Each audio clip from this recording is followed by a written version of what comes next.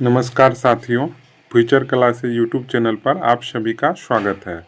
आज जो हम डिस्कशन करेंगे वो ऑफिसर एकेडमी के टीम के द्वारा लिखित पुस्तक NCERT 360 डिग्री क्लास 6 to 12 विज्ञान। तो इसी बुक से आज जो है कि क्लास 9th का अध्याय 9 का डिस्कशन करेंगे, जिसका नाम है गुरुत्वाकर्षण। और जो भी साथी इससे पीछे का क्लास नहीं देखे हैं, प्लेलिस्ट में जा कर के क्लास को देख सकते हैं। और जो भी साथी जीके जीएस और करंट अफेयर्स का टेस्ट देना चाहते हैं, टेलीग्राम ग्रुप से जुड़ जाइए। टेलीग्राम ग्रुप का लिंक कमेंट बॉक्स में मिलेगा। तो चलिए आज की कक्षा को प्रारंभ करते हैं। तो पहला क्वेश्चन में कह रहा है कि चंद्रमा पृथ्वी के चारों ओर चक्कर लगाता है, निम्न में से कौन सा बल जो है कि कार्य करता है। तो कौन सा बल कार्य करता है? तो गुरुत्वाकर्षण बल कार्य करता है। तो हमारा आंसर हो जाएगा ये। ठीक है। अब डिस्कशन में दिया गया है कि चंद्रमा पृथ्वी की परिक्रमा करता है, यानी चंद्रमा जो है कि क्या करता है? अर्थ का परिक्रमा करता है। इन सभी अवस्थाओं में वस्तुओं पर, ग्रहों पर तथा चंद्रमा पर लगने वाला कोई बल अवश्य होना चाहिए। कह रहा है कि यानी इस चंद्रमा पृथ्वी की परिक्रमा करता है, इन सभी अवस्था में क्या है, चाहे वो वस्तु पर हो, चाहे ग्रह पर हो, चाहे चंद्रमा पर, जो कोई बल अवश्य होना चाहिए। तो न्यूटन के अनुसार, यानी न्यूटन ने बताए थे कि न्यूटन के अनुसार इस तथ्य को समझ गए थे कि इन सभी के लिए एक ही बल उत्तरदायी है, और इस बल को क्या नाम दिया? गुरुत्वाकर्षण बल कहते हैं। अब नेक्स्ट क्वेश्चन है 2। इसमें कह रहा है कि निम्न में से कौन सा गुरुत्वाकर्षण बल का कारण नहीं है? कारण नहीं है, तो गुरुत्वाकर्षण बल का कारण नहीं है। तो चंद्रमा द्वारा पृथ्वी का परिक्रमा, इसमें गुरुत्वाकर्षण बल लगता है। तो ये है चुंबक द्वारा लोहे को आकर्षित करना। तो चुंबक द्वारा जो लोहे को आकर्षित करना होता है, इस पे जो है गुरुत्वाकर्षण बल नहीं है। ठीक है, इस पे जो है कि गुरुत्वाकर्षण बल नहीं है। सूर्य के चारों ओर पृथ्वी की परिक्रमा, तो इस पे गुरुत्वाकर्षण बल है। ऊंचाई से किसी वस्तु के नीचे की ओर गिरना, तो इस पर भी गुरुत्वाकर्षण बल जो है कि है। तो हमको कह रहा था कि इस पर गुरुत्वाकर्षण बल नहीं है, तो जो है कि बी पर, जो चुंबक द्वारा लोहे को आकर्षित करना है, इस पर गुरुत्वाकर्षण बल नहीं है, इसीलिए हमारा आंसर हो जाएगा बी। ठीक है, तो ये आंसर हमारा हो जाएगा बी। डिस्कशन में दिया गया है कि चंद्रमा पृथ्वी का चक्कर लगाता है। किसी वस्तु को जब ऊपर की ओर फेंकते हैं तो वह कुछ ऊंचाई तक ऊपर पहुंचती है और फिर नीचे की ओर गिरने लगती है। कहते हैं कि जब न्यूटन ने एक पेड़ के नीचे बैठे थे तो एक सेब उन पर गिरा। सेब के गिरने की क्रिया ने न्यूटन को सोचने के लिए प्रेरित किया, और उसने सोचा कि पृथ्वी सेब को अपनी ओर आकर्षित कर सकती है। तो क्या यह चंद्रमा को आकर्षित नहीं कर सकती है? क्या इन दोनों स्थितियों में वही बल लग रहा है? उन्होंने अनुमान लगाया कि दोनों अवस्था में एक ही प्रकार का बल उत्तरदायी है। उन्होंने तर्क दिया कि अपनी कक्षा के प्रत्येक बिंदु पर चंद्रमा किसी सरल रेखीय पथ पर गति नहीं करता, वरन पृथ्वी की ओर गिरते रहता है, अतः वह अवश्य ही पृथ्वी द्वारा आकर्षित होता है। लेकिन हम वास्तव में चंद्रमा को पृथ्वी की ओर गिरते हुए नहीं देखते हैं। अब नेक्स्ट क्वेश्चन है 3। इसमें कह रहा है कि गुरुत्वाकर्षण का सार्वत्रिक नियम जो है कि डैश होता है। तो क्या होता है? तो कह रहा है कि छोटी वस्तु, बड़ी वस्तु, खगोलीय वस्तु, उपयुक्त सभी वस्तु, तो सभी वस्तु पर होता है। तो हमारा आंसर हो जाएगा डी।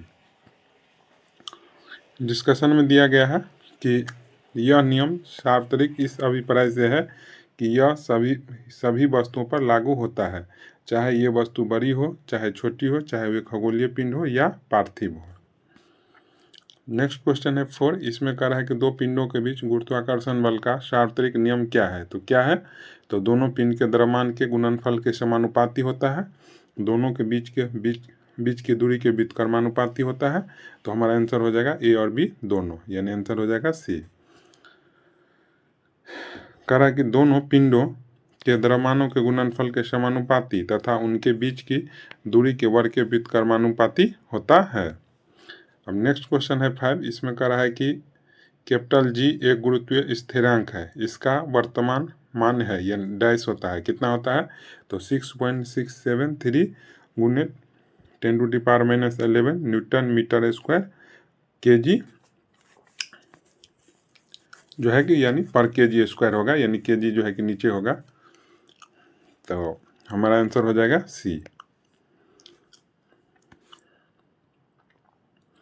नेक्स्ट क्वेश्चन है 6। इसमें कह रहा है कि गुरुत्वाकर्षण बल के सार्वत्रिक नियम का महत्व क्या है। तो क्या महत्व है, तो कह रहा है पृथ्वी से बांधे रखने वाला बल, सही है। पृथ्वी के चारों ओर चंद्रमा की गति, ये भी सही है। सूर्य के चारों ओर ग्रहों की गति, ये भी सही है। सूर्य और चंद्रमा के कारण ज्वार भाटा, ये भी सही है। तो हमारा आंसर हो जाएगा डी, उपर्युक्त सभी। नेक्स्ट क्वेश्चन है 7। इसमें कह रहा है कि वस्तु मुक्त पतन की ओर है। तो क्या है, तो जब वस्तु पृथ्वी की ओर गिरती है तो हम उसको बोलेंगे कि वस्तु जो है कि मुक्त पतन की ओर है। तो हमारा आंसर हो जाएगा ए। डिस्कशन में दिया गया है कि अतः जब वस्तुएं पृथ्वी की ओर केवल इसी बल के कारण गिरती है, हम कहते हैं कि वस्तु क्या है, मुक्त पतन में है। नेक्स्ट क्वेश्चन है 8। इसमें कह रहा है गिरती हुई वस्तु में क्या परिवर्तन नहीं होता है। तो क्या परिवर्तन नहीं होगा, तो गति की दिशा में जो है कि परिवर्तन नहीं होगा। तो हमारा आंसर हो जाएगा सी। कह रहा है कि गिरते समय वस्तुओं की गति की दिशा में कोई परिवर्तन नहीं होता है। नेक्स्ट है कि गुरुत्वीय बल का SI मात्रक होता है। तो SI मात्रक क्या होता है, तो मीटर पर सेकेंड स्क्वायर होता है। तो हमारा आंसर हो जाएगा बी।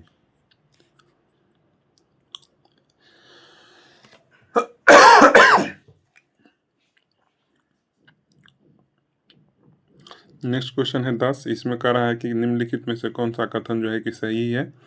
तो पहला कथन में दिया है कि किसी वस्तु के द्रव्यमान पृथ्वी और चंद्रमा पर एक ही रहता है। तो सही है। किसी वस्तु का द्रव्यमान पृथ्वी पर कम और अंतरिक्ष में ज़्यादा होता है। तो ये गलत है। किसी वस्तु का भार पृथ्वी पर कम और चंद्रमा पर अधिक होता है। तो ये भी गलत है। किसी वस्तु का भार पृथ्वी पर अधिक और चंद्रमा पर कम होता है। तो ये सही है। तो हमारा आंसर हो जाएगा जो है ए, 1 और 4 जो है सही है।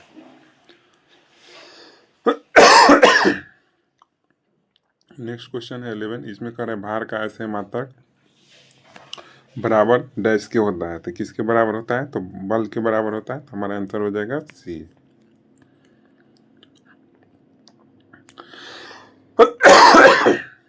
डिस्कशन में दिया गया है कि वस्तु का भार एक बल है जिसे यह पृथ्वी की ओर आकर्षित होता है। भार का SI मात्रक वही है जो बल का है, अर्थात न्यूटन है। भार एक बल है जो ऊर्ध्वाधर दिशा में नीचे की ओर लगता है, इसीलिए इसमें परिमाण तथा दिशा दोनों होते हैं।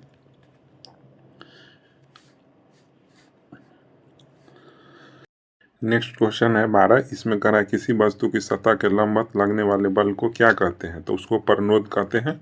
तो हमारा आंसर हो जाएगा बी।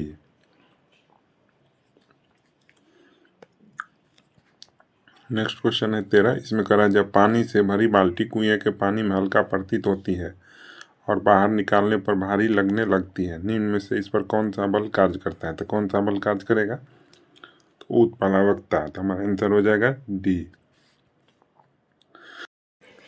नेक्स्ट क्वेश्चन है 14। इसमें कह रहा है कि पानी में लोहे की कील डूब जाती है लेकिन जहाज तैरता है, यह किस सिद्धांत पर आधारित है। तो किस सिद्धांत पर आधारित है, तो आर्किमिडीज के सिद्धांत पर आधारित है। तो हमारा आंसर हो जाएगा ए। नेक्स्ट क्वेश्चन है 15। इसमें कह रहा है किसी वस्तु को द्रव में आंशिक या पूर्णतः डुबाया जाता है तो वस्तु डैश पर निर्भर करता है। तो किस पर निर्भर करता है, तो वस्तु द्वारा हटाए गए द्रव की भार पर निर्भर करता है। तो हमारा आंसर हो जाएगा सी।